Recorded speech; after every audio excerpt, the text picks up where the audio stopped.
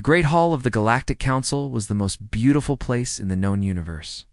Crystal pillars rose toward a ceiling that showed the stars themselves, and delegates from 100 worlds sat in floating seats arranged in perfect circles. For 10,000 years, this chamber had decided the fate of civilizations. Today it would make a decision that none of them truly understood. Ambassador Daniel Carter stood at the human podium, his hands steady despite the anger that burned in his chest. He was a tall man with gray at his temples and eyes that had seen too many broken promises. Behind him sat his team of 12 diplomats, all wearing the dark blue uniforms of Earth's diplomatic corps. They had worked for 5 years to reach this moment. High Arbiter Vorish, a creature that looked like a giant insect made of polished bronze, raised his forearms for silence. The chamber fell quiet. The motion to grant humanity full membership in the Galactic Council has been considered, Vorish announced, his mandibles clicking with each word. The vote stands at 47 against 12 in favor, with 3 abstentions. The motion fails. Daniel felt Lieutenant Patricia Coleman shift beside him. She was young, barely 30, but she had understood galactic politics better than diplomats twice her age. She had warned him this would happen. The hegemony had won. They always won. The 5 eldest races in the galaxy had controlled the council for millennia, and they had decided long ago that humanity would never join their ranks. Humans were too young, they said. Too aggressive. Too unpredictable. The truth was simpler. Humans were too good at everything they tried, and that terrified the old powers. The Council recognizes that humanity has contributed significantly to galactic welfare, Vorish continued, his tone suggesting he was reading from a script. However, the consensus remains that humanity requires additional observation before full membership can be considered. Perhaps in another century, the Council will revisit this matter. Another century. Daniel almost laughed. They had said the same thing 50 years ago, when humanity first knocked on the Council's door. They would say it again in another 50 years, and another after that. The game would never end because the hegemony did not want it to end. Daniel stepped forward and spoke the words he had prepared. Though not the words anyone expected, I request permission to address the Council one final time. Vorish waved a dismissive limb. You may speak, though nothing you say will change the outcome. I understand. Daniel activated the holographic display behind him. Images appeared showing Earth's journey since first contact. Colony worlds blooming with life. Trade routes connecting distant stars. Medical technologies shared freely with any species that asked. Agricultural advances that had ended famines on a dozen worlds. 50 years ago, humanity reached the stars. Daniel began. We came to you with open hands. We asked for nothing but the chance to contribute, to learn, to grow alongside you. He paused, letting his words settle over the assembly. In return, we received suspicion, restrictions, endless delays, and broken promises. The Cathari delegation, their bodies glowing with soft blue light, exchanged uncomfortable glances. The Mordeth, huge creatures of stone and metal, sat perfectly still. The Sylvani, beautiful and cold as winter stars, did not even pretend to listen. We built hospitals on your worlds, Daniel continued. Our engineers solved problems your scientists had abandoned centuries ago. Our farmers taught new techniques that doubled crop yields across the outer colonies. We asked for nothing in return except respect. Humanity has been compensated fairly for all contributions, a Mordeth delegate rumbled. Compensated? Daniel's voice remained calm, but there was steel beneath it. We did not want payment. We wanted partnership, equality, a seat at this table that we earned 100 times over. Looked around the chamber, meeting the eyes of delegates who had voted against humanity, delegates who had smiled and made promises they never intended to keep. But you have made your position clear. Humanity will always be too young, too dangerous, too human. He let the word hang in the air like an accusation. Very well. We accept your decision. A murmur rippled through the chamber. This was unexpected. Humanity had always fought for its place, always pushed back against every insult and injury. Acceptance was not in their nature. Effective immediately, Daniel announced. The United Earth government is withdrawing from all provisional agreements with the Galactic Council. The murmur became a roar. We will be closing our embassies within 30 standard days. All trade delegations will return to human space. Technical support teams currently serving on Council worlds will complete their current assignments and depart. High Arbiter Vorish rose from his seat, his bronze body clicking with agitation. Ambassador Carter, this is highly irregular. There are treaties, obligations. You cannot simply withdraw. Patricia stepped forward, her voice carrying clearly through the chaos. Provisional agreements. High Arbiter, as you have reminded us constantly for 50 years, these arrangements were never binding because humanity was never granted full membership status. We are not breaking any treaties because you never allowed us to sign any. The Sylvani delegate, Counselor Ethos, spoke for the first time. Her voice was like music, but her words were sharp. You are making a grave mistake, Ambassador. Humanity cannot survive alone in this galaxy. Daniel gathered his documents, old-fashioned paper that humans still use for important occasions. It was a tradition, a reminder of where they came from. We survived alone for 10,000 years before we met you, he replied. We will manage. The Council will not permit this, Vorish declared. There will be consequences. Daniel turned to face the High Arbiter directly. In that moment, he looked like something more than a diplomat. He looked like the representative of a species that had crawled out of the mud, conquered its own world, and reached for the stars through pure, stubborn determination. You wanted us to know our place, Daniel said softly. You wanted us to accept that we would never be your equals. Congratulations. You have taught us exactly where we stand. He walked toward the exit, his team falling into step behind him. Delegates called out, some angry, some confused, a few genuinely worried. Ambassador Carter, called a small voice from the upper tiers. Daniel paused and looked up. A Karathi delegate, her reptilian scales a nervous green, stood trembling at her seat. What will happen to those of us who supported your membership? Daniel considered the question. The Karathi had voted in humanity's favor, as they always did. They had suffered for it. Humanity does not forget its friends, he said. When you need us, we will answer. Then he walked out of the chamber. The great doors closed behind him with a sound like thunder. In the corridor outside, Patricia fell into step beside him. That was not the planned speech. No, it was better. The Council will retaliate. They will try to punish us. Daniel smiled, though there was no humor in it. Let them try. They have no idea what they have unleashed. Behind them, the Galactic Council erupted into chaos. Accusations flew between delegations. The hegemony powers blamed each other for pushing humanity too far. The smaller species whispered among themselves, wondering if they had just witnessed the beginning of something new. None of them understood what had really happened. They thought humanity was throwing a tantrum that the young species would come crawling back once they realized how much they needed council support. They were wrong. Humanity was not leaving in anger. Humanity was leaving because they had finally understood a simple truth. The galaxy would never give them respect. They would have to take it, and they would. 3 months passed after humanity walked out of the Galactic Council, and the first cracks began to appear. At first, the elder races dismissed the departure as theater.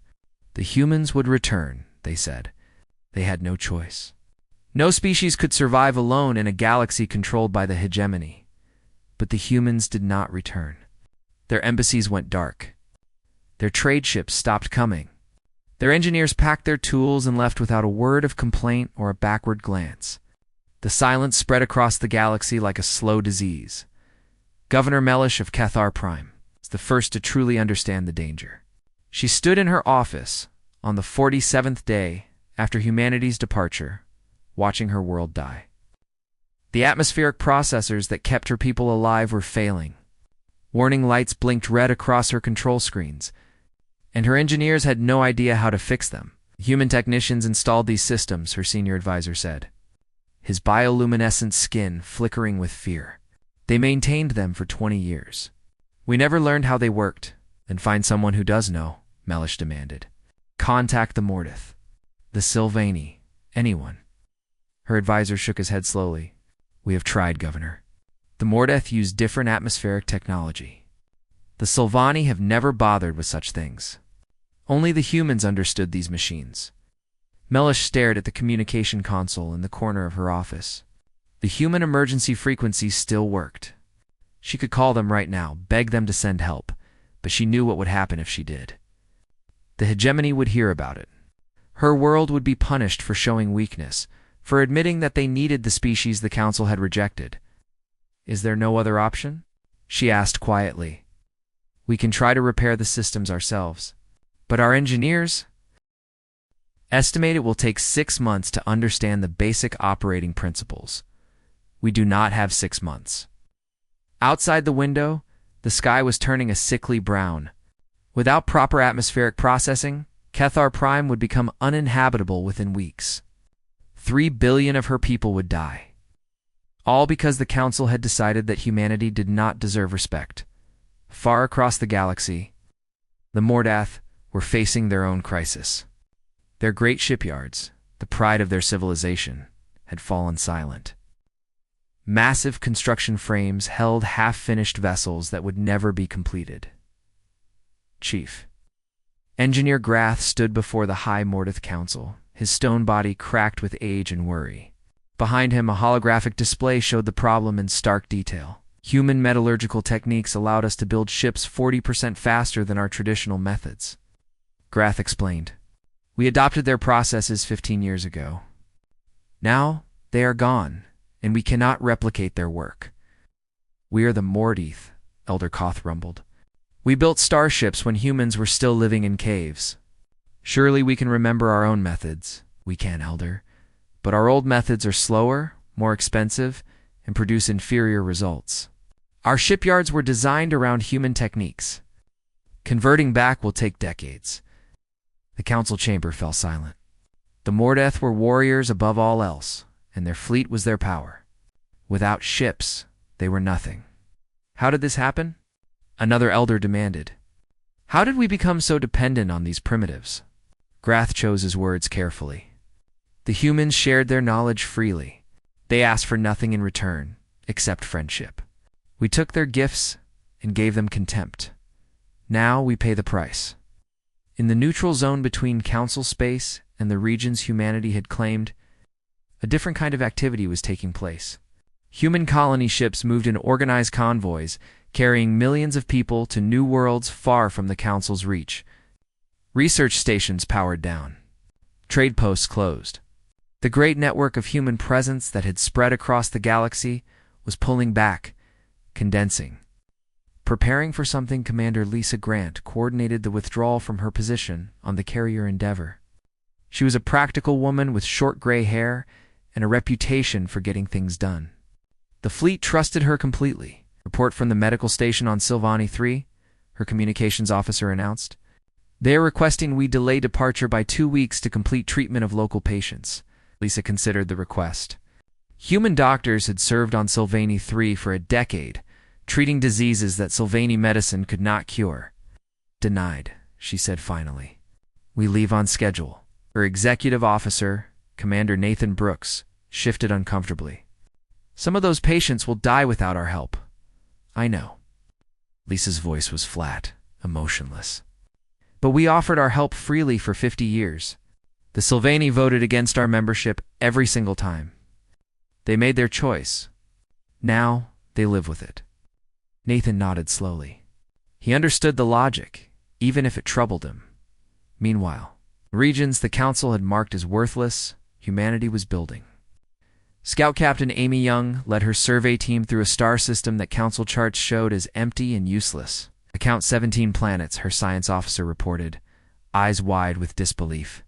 3 of them could support life right now. 2 more could be made habitable within a few years. Amy studied the data with growing excitement. "The council's surveys are wrong. This whole sector is full of valuable worlds." "Not wrong," her tactical officer suggested. "Deliberately falsified. The hegemony did not want anyone else claiming this territory, but we are claiming it now. Mark everything for colonization and send the data back to command." The humans were not just retreating, they were expanding in a direction no one had expected, into spaces the elder races had ignored or hidden. While the council argued about how to punish humanity for leaving, humanity was building an empire in the shadows. On the colony world of New Virginia, Governor Peter Harris welcomed the latest wave of refugees. Humans returning from council space arrived by the thousands, bringing stories of hostility and discrimination. But they were not the only ones seeking sanctuary. Governor, his deputy Maria Santos reported, "We have received a formal request for asylum from the Karathi government." Peter looked up from his desk. The Karathi? All of them? 50 colony ships, carrying their entire population. They say the hegemony has declared them traitors for supporting humanity. Their homeworld was seized 3 days ago. Peter was silent for a long moment. The Karathi had been humanity's only consistent allies in the council. They had paid a terrible price for that loyalty. "Tell them they are welcome," he said finally. "Assign them settlement zones on the southern continent. Full citizenship rights for anyone who wants them. Some will say we cannot afford to take in refugees. Some would be wrong. Humanity does not abandon those who stood with us." Word spread quickly through the displaced species of the galaxy. The humans were not just accepting their own people. They were accepting anyone who had been punished for supporting them. The Karathi were only the first. As months became years, the trickle became a flood. Species that the hegemony had oppressed for centuries saw their chance and took it. They arrived at human borders with nothing but the clothes on their backs and hope in their hearts, and humanity welcomed them all. The council called it theft. They called it provocation.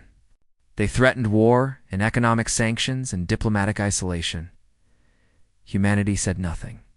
They just kept building, kept growing, kept gathering strength in the darkness between stars. The elder races had wanted humanity to know their place. Now humanity was carving out a new place entirely. The galaxy was beginning to understand that the balance of power had shifted forever. In her office on Cathar Prime, Governor Mellish made her decision. She reached for the communication console and activated the human emergency frequency. "This is Cathar Prime calling any human vessel. We need help. Please respond." The response came within seconds. A human voice, calm and professional. "Cathar Prime. This is the medical ship Hope. We are 4 hours from your position. What is the nature of your emergency?" Mellish almost wept with relief. The humans had not abandoned the galaxy after all. They had simply stopped giving their help for free. "Our atmospheric systems are failing. 3 billion people will die without assistance." There was a pause on the other end of the line. "Understood, Cathar Prime. Emergency teams are being prepared. Be advised that services will be charged at standard rates. Payment can be arranged through your planetary treasury." Mellish closed her eyes. The help would come. But nothing would ever be free again. The humans had learned their lesson well. 5 years after humanity walked away from the Galactic Council, the economy of the elder races was falling apart. Trade routes that had functioned smoothly for centuries now moved at half speed. Prices for basic goods had tripled. Worlds that once enjoyed abundance now faced shortages of things they had taken for granted. The Sylvani were suffering most of all, though they would never admit it publicly. They had always considered themselves above material concerns. They were artists, philosophers, beings of pure thought and beauty. They did not worry about such crude matters as food and fuel, but even philosophers needed to eat. Counselor Ethis stood before the Sylvani Grand Assembly, her silver robes flowing around her like liquid metal. She was one of the most respected voices in Sylvani politics. And today she had to deliver news that would shake their civilization to its core. "Our reserves of processed nutrients will last approximately 18 months, she announced, her musical voice strained with worry. "After that, widespread famine will begin." A murmur of disbelief rippled through the assembly. The Sylvani had not experienced famine in 3,000 years. "How is this possible?" Elder Mithrin demanded. "We are the Sylvani. We do not concern ourselves with such primitive matters." "Did not need to concern ourselves," Ethis replied. "Human agricultural specialists managed our food production. Human logistics networks distributed our supplies. Human engineers maintained our processing facilities. When they left, They took their expertise with them. Then we will learn to do these things ourselves. We've been trying. Elder, our scientists estimate it will take 30 years to rebuild the necessary infrastructure. We do not have 30 years. No, we do not. The assembly fell into chaos. Sylvani shouted at each other, something that had not happened in living memory. Their beautiful composure cracked like thin ice, revealing the fear beneath. On the hegemony capital world of Axis Prime, High Arbiter Vorish convened an emergency meeting of the remaining council powers. His bronze body was dull now, poorly maintained, since the human technicians who had cared for him departed. The situation is unacceptable, he declared. Humanity must be brought back under control. And how do you propose to do that? Mordith Ambassador Kareth asked, his rocky face twisted with contempt. We pushed them away. We humiliated them. We told them they would never be our equals. Now they have built something new without us, and they are thriving. They cannot thrive for long. They are too young, too inexperienced. Are they? Kareth pulled up a holographic display showing human territory. It had expanded dramatically in 5 years, swallowing regions the Council had marked as worthless. They have colonized 47 new worlds. Their population has increased by 30%. Their economy is growing faster than ours ever did. Vorish clicked his mandibles in frustration. Then we must take action. Economic sanctions. Diplomatic pressure. Military force, if necessary. Military force? Kareth laughed bitterly. With what ships? Our shipyards are barely functional. Our fleet has not grown in 4 years. Meanwhile, human naval construction has increased tenfold. The truth was uncomfortable, but undeniable. While the elder races had rested on their ancient achievements, humanity had kept moving. They had solved problems the council species had abandoned centuries ago. They had shared their solutions freely, asking only for respect in return. Now, they had stopped sharing, and the galaxy was learning just how much it had depended on human generosity. In the neutral zone between council space and the growing human alliance, trade continued despite the political tensions. The humans had established massive border stations that welcomed anyone willing to pay their prices. Ships from Council. Species lined up for days, waiting for access to human goods and services. Captain Sandra Miller commanded Border Station 7, one of the largest trading posts in the galaxy, was a small woman with steel-gray eyes and a reputation for fair dealing. Under her management, the station had become the busiest port in 3 sectors. Cathari Medical Transport requesting emergency docking, her operations officer reported. They have a plague ship that needs treatment. Sandra checked the accounts. Paid in advance? Full payment plus hazard fees. Grant them access. Medical Bay 12. Her executive officer, Commander Nathan Brooks, watched the transaction with troubled eyes. He had served with Sandra for 3 years, and something about this new reality still bothered him. It feels wrong, he said quietly, charging them during a crisis. Sandra did not look up from her console. We offered to help freely for 50 years. We built hospitals on their worlds, trained their doctors, gave them everything they asked for, and they voted against us every single time. I know, but nothing. They wanted us to know our place. Now they can pay like everyone else. Nathan nodded slowly. It was not cruelty, it was simply business. The humans had learned that lesson from the elder races themselves, deep in human space, far. From the border stations and the political games, first contact teams were making discoveries that would reshape the galaxy. Scout Captain Amy Young commanded the survey vessel Discovery on a mission to the Outer Rim. Contact, her sensor officer announced. Unknown vessel. Configuration does not match any council species. Amy leaned forward in her chair. Hail them. Standard first contact protocols. The view screen flickered, and a face appeared. It was not quite humanoid, with large, dark eyes and skin that seemed to shift colors as it moved. Behind the creature, Amy could see a bridge crewed by similar beings. Unknown vessel, the alien said in halting but understandable galactic standard. We have watched your species from afar. We know what the Council did to you. We know what you have built since. Amy kept her voice calm and professional. We are explorers from the Human Alliance. We come in peace. Peace. The alien made a sound that might have been laughter. The council does not understand peace. They understand only power and fear. But you humans, we're different. We try to be.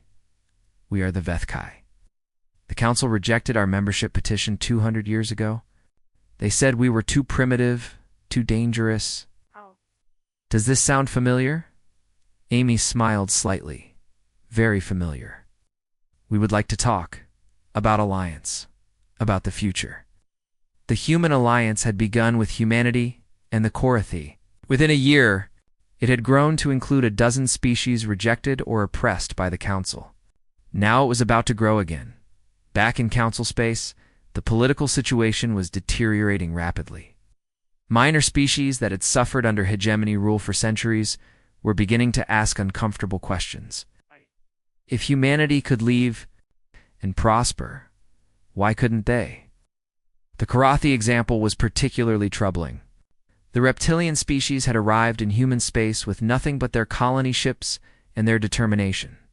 5 years later, they held full citizenship in the human alliance. Their representatives sat on human councils. Their children attended human schools. Their soldiers served alongside human marines. They were not servants or second-class citizens. They were equals. True equals, not the empty promise of equality the council had offered. On the Mordath homeworld, a delegation of minor species requested an audience with the High Council. Their spokesman was a small insectoid creature named Chittick, representative of a species so insignificant that most Mordath could not even remember their name. "We wish to discuss our status," Chittick said, his voice amplified to be heard in the vast chamber. "For 300 years our people have served the Mordath as laborers and servants. We have been promised advancement, but advancement never comes."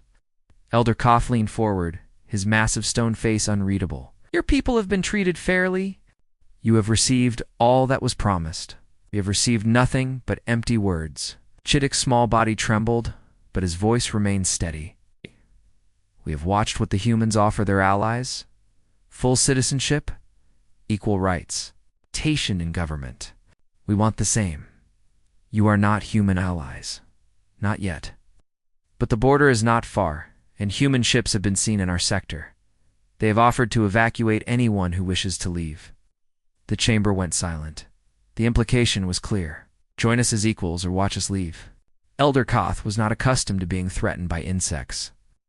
His first instinct was to crush the presumptuous creature and make an example of its entire species. But he was old enough to remember what had happened to the Korathi when the hegemony tried to punish them for supporting humanity.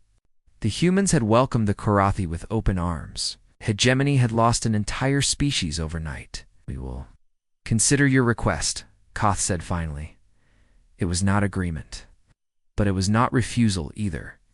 For a species that had never been considered worthy of consideration, it was a victory. The balance of power in the galaxy was shifting, and the elder races were finally beginning to understand that they could not stop it. They could only adapt or be left behind. In her office on Unity, the new human capital world, President Catherine Cole reviewed the latest intelligence reports. The picture they painted was extraordinary. "The hegemony is fragmenting," her intelligence chief reported. "Their economy is in free fall. Their military is stagnant. Their subject species are demanding reforms." Catherine nodded thoughtfully. "And the human alliance, growing stronger every day? We have received 47 formal requests for alliance membership this month alone. Accept them all. Everyone who wants to join, everyone who believes in what we are building, they are welcome. Some will say, we are expanding too fast. Some would be wrong. We are not conquering anyone. We are simply offering them something the council never could, a chance to be treated with dignity." She looked out the window at the city spreading below. Human architecture mixed with alien designs, a testament to the new civilization they were building together. "The council thought they were teaching us our place," she said softly. "Instead, they taught us to build a better galaxy." 10 years. After humanity walked away from the Galactic Council, the hegemony decided that diplomacy had failed. If the humans would not return to their proper place willingly, they would be forced. War Marshal Kethrin of the Mordath was the architect of the plan. He stood on the bridge of his flagship, the Hammer of Koth, surrounded by the largest military force assembled in galactic history. 12,000 warships stretched across the void, their running lights creating a river of stars. "Today we restore the natural order," Kethron announced to his commanders. "The humans have forgotten their place. We will remind them. It's tactical." Advisor, a younger Mordith named Gresk, studied the intelligence reports with less confidence. "War Marshal, our information on human military capabilities is incomplete. They have been building in secret for a decade. They are children playing at war. We have fought for 10,000 years. How can they match our experience?" Gresk did not answer, but his stone face showed doubt. The hegemony armada crossed into human space on what the Council later called the Day of Reckoning. They expected quick victories, frightened colonists, and a swift collapse of human resistance. They found something else entirely. Admiral Christina. Dale commanded the third human fleet from her flagship, the carrier Independence. She was a woman of 50, with iron-gray hair and eyes that had seen combat on a dozen worlds. She had studied hegemony tactics for 20 years, first as an intelligence analyst, then as a combat commander. "Contact," her sensor officer announced. "Hegemony Advance Fleet. 3,000 vessels in standard formation." Christina smiled. Standard formation. Of course, she activated fleet-wide communications. "Okay, all ships execute pattern Sigma 7. Make them regret coming here." Human ships did not fight like hegemony vessels. The elder races arranged their fleets in neat lines and exchanged volleys until one side retreated. It was elegant, predictable, and ancient. Humans fought like wolves. The third fleet scattered into 1,000 pieces, each ship moving independently but coordinated through human tactical networks. They did not meet the hegemony ADV INS head-on. They surrounded it, struck at weak points, and vanished before retaliation could arrive. The first battle lasted 6 hours. When it ended, the hegemony had lost 400 ships. Humanity had lost 18. On the Hammer of Koth, War Marshal Kethron stared at the tactical display in disbelief. His advance fleet was in ruins, scattered across 3 star systems. "What happened?" he demanded. "They did not fight properly," Gresk reported, his voice careful. "They did not form battle lines or engage in traditional combat. They attacked from every direction simultaneously. Our commanders did not know how to respond." "Then tell them how to respond." "I cannot, War Marshal. Human tactics do not follow any recognizable pattern. Every engagement is different. Every human commander seems to make independent decisions that somehow work together." Kethron slammed his massive fist into the command console, cracking the stone. "They are primitives. Find their weakness." But there was no weakness to find. Or rather, there were many weaknesses, but the humans seemed to know about each one and had already prepared counters. On the surface of the border world of New Franklin, the ground war was going no better for the hegemony. Marine Sergeant Carlos Reyes led his squad through the wreckage of a Mordaith landing force. The aliens had expected to overwhelm human ground troops with their superior size and strength. They had not expected human adaptability.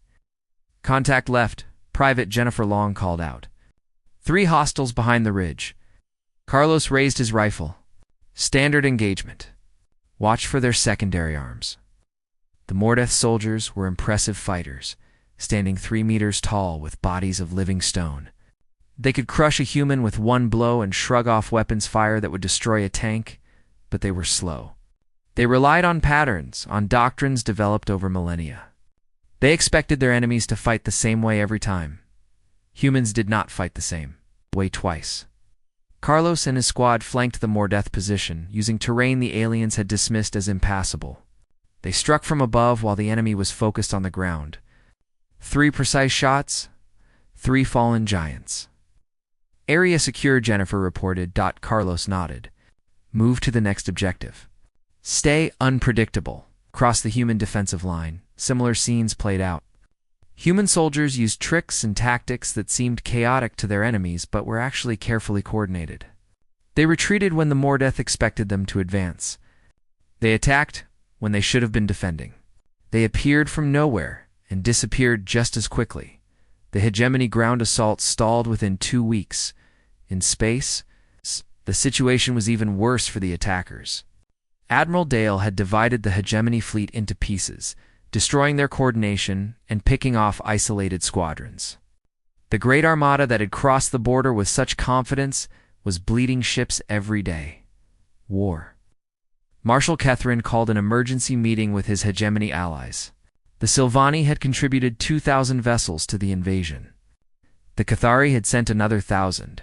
Even the ancient Vordeth, who had not fought a war in 3 centuries, had committed 500 ships. Now they were all demanding answers. "This campaign is a disaster," Silvani Admiral Seraphine declared, her musical voice sharp with anger. "We have lost 800 ships in 3 weeks. The humans have lost less than 100. We underestimated them," Kethrin admitted, the words like stones in his mouth. "But we still have numerical superiority. We can still win." With what strategy? "Everything we try, they counter. Every formation we use, they destroy. It is as if they can read our minds. They cannot read minds. They are simply ... different." That was the word that kept appearing in the after-action reports. Human tactical thinking was different. Human technology was different.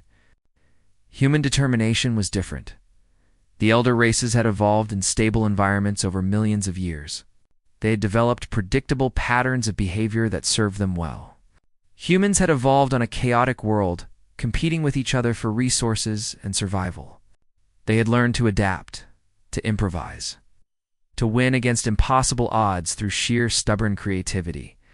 Now that creativity was being turned against the hegemony, and they had no idea how to respond. On the human capital of unity, President Matthew Palmer addressed the Alliance Council. The chamber was filled with representatives from over 60 species, all of them watching to see how humanity would respond to the invasion.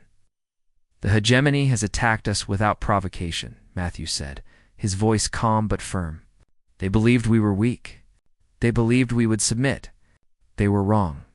A murmur of approval rippled through the council. "We did not seek this war.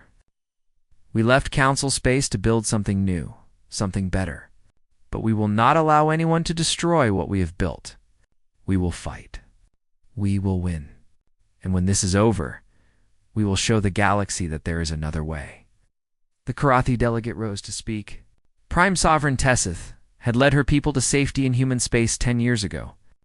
Now she commanded Korathi forces, fighting alongside human marines. "My people know what the hegemony represents," she said. "Oppression, discrimination. The strong crushing the weak because they can.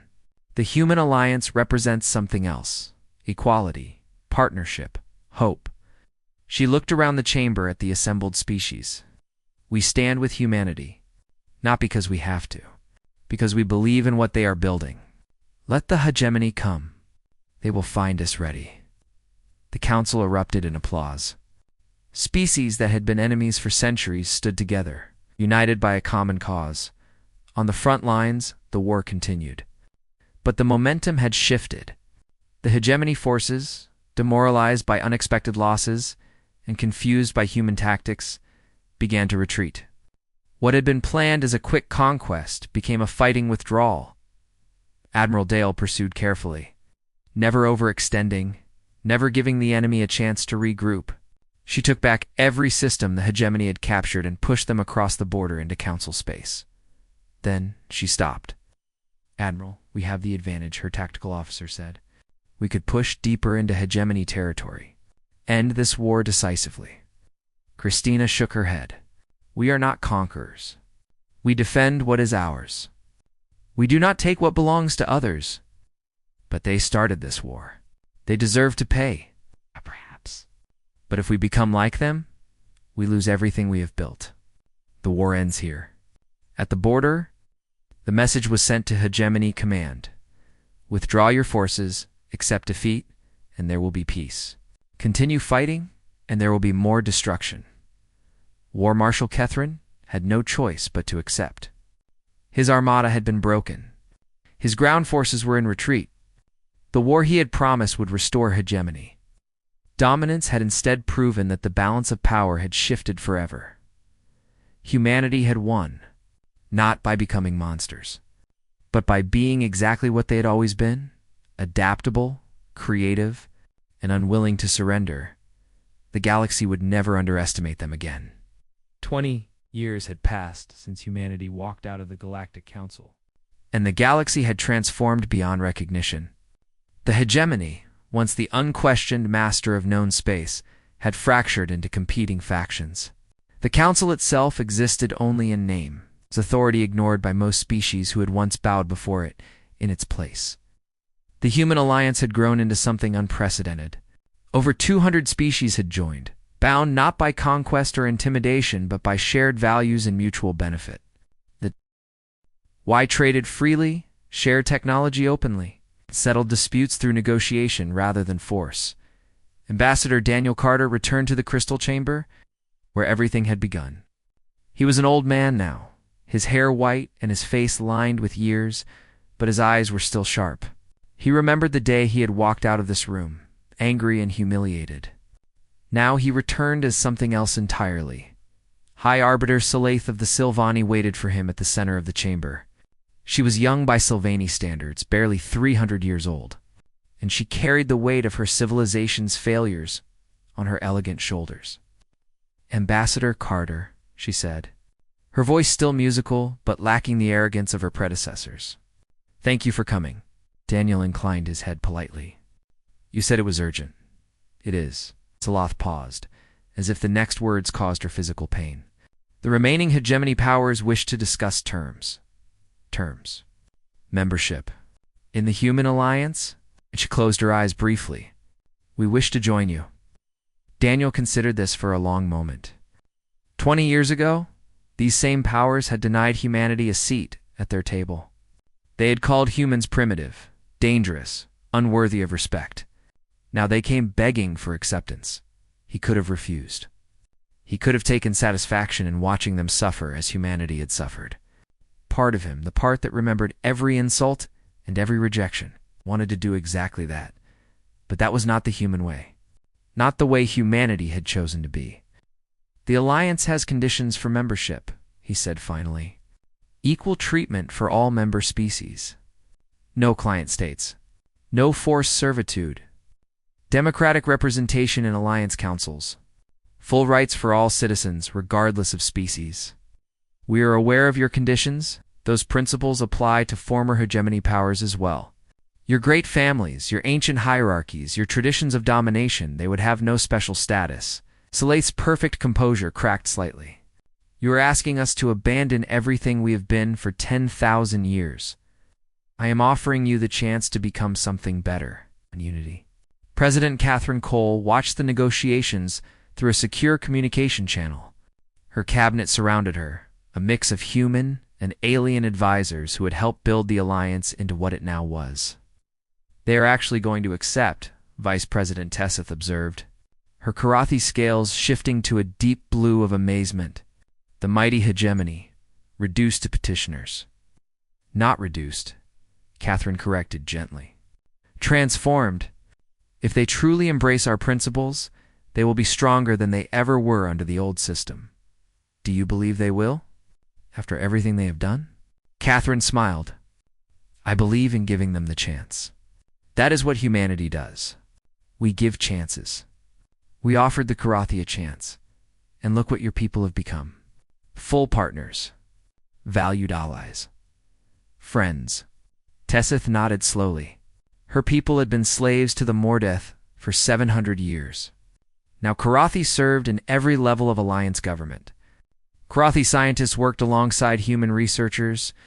Karathi children played with human children in schools across 100 worlds.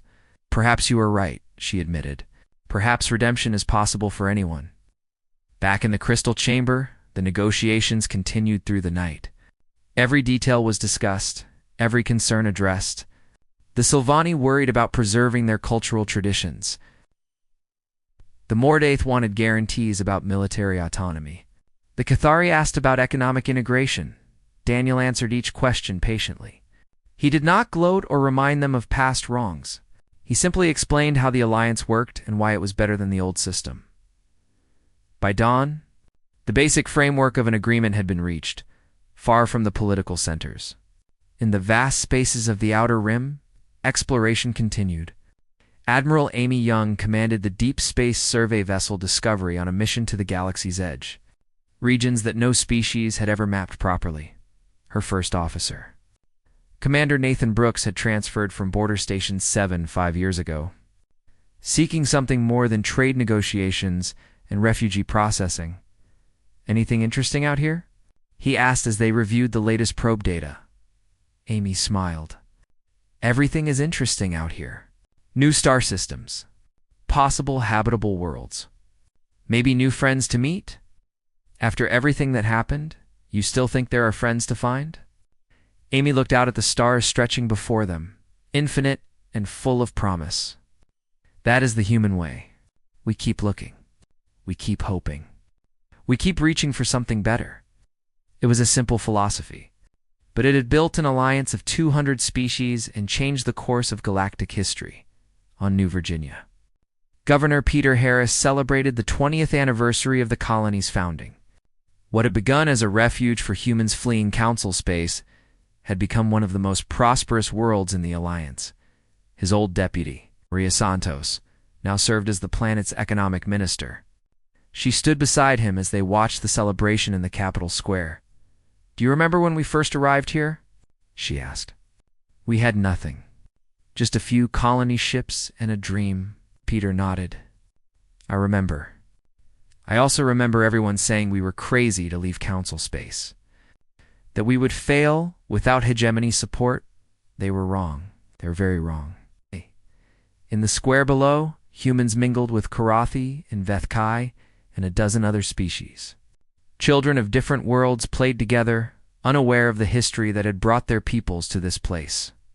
To them, the alliance was simply normal. The old prejudices of the council era were stories from history books, hard to believe and easy to dismiss. That was perhaps the greatest victory of all. Back in the Crystal Chamber, Daniel Carter signed the final documents admitting the former hegemony powers to the human alliance. Representatives from 200 species witnessed the moment, filling the Great Hall to capacity when the signing was complete. Daniel rose to address the assembly one last time.